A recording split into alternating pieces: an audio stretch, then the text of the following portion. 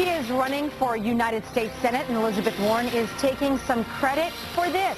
Democrat says her work fighting Wall Street over the years laid the foundation for the Occupy Wall Street protests.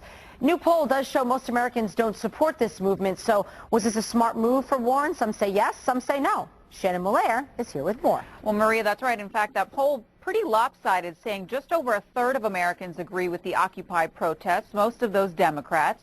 So will Warren support hurt or help her chances of occupying Senator Scott Brown's seat?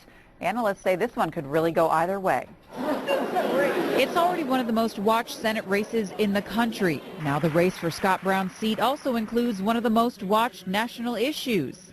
For weeks, protesters around the country have been occupying cities from Massachusetts to California. What may have started as a protest against Wall Street greed, in some cases has turned ugly, resulting in drugs, arrests, even allegations of someone spitting on a member of the Coast Guard. In an interview with the Daily Beast, Democrat and Massachusetts Senate candidate Elizabeth Warren said she supports the protesters, even created much of the intellectual foundation for the demonstrators. If she is not the poster person for Occupy Wall Street, I don't know who is. And I am actually vigorously supporter of that organization. Scott Brown's campaign didn't want to comment, but the Massachusetts Republican Party quickly responded, saying, "It's not surprising that Professor Warren is taking credit for starting a left-wing protest movement that does nothing to put people back to work. Scott Brown wants everyone to occupy a job, and his focus is on getting the economy moving again."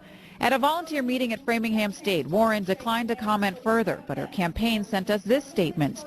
Elizabeth was making the point that she's been protesting Wall Street's practices and policies for years and working to change them. She understands why people are so angry and why they're taking their fight to the street. She said repeatedly, everyone has to abide by the law.